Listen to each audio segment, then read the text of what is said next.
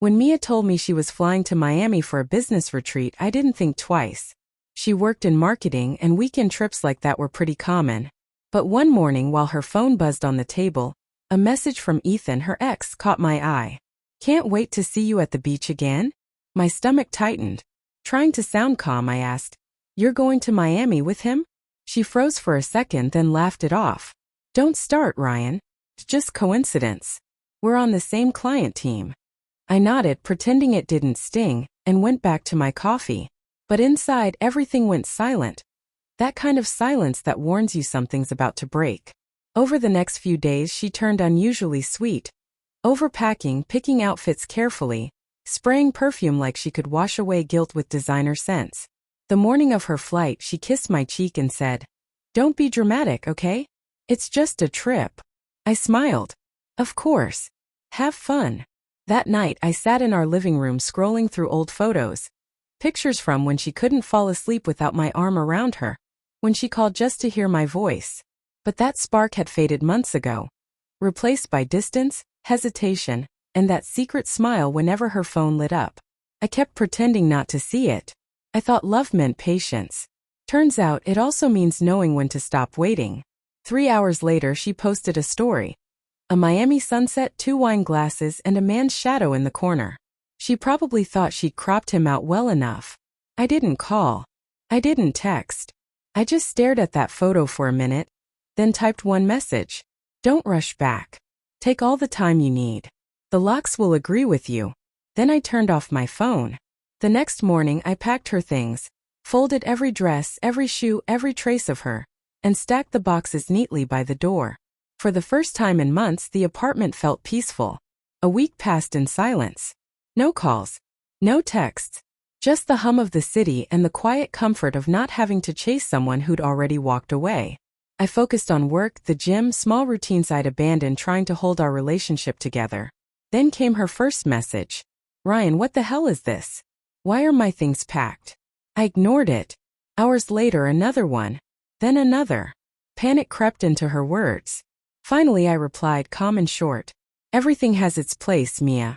Yours is here until you're ready to take responsibility for your choices." That broke something. Her tone flipped, from confusion to anger. "You can't do this. I live there. You can't just, this is insane." I said nothing. For once, the chaos wasn't mine. By the 3rd day, she called. I let it ring before answering. "Ryan, this isn't funny. I can't believe you're doing this. I went to Miami for work. He was there too, that doesn't mean anything. You're overreacting." I took a breath. "Mia, it's not about overreacting. It's about boundaries, about honesty. You flew across the country with someone who used to share your bed, and you didn't think I deserved to know." Her voice cracked. "I didn't think it mattered. We've been drifting. You're always working, always tired, always." "Always what?" I asked quietly. "Always trusting you.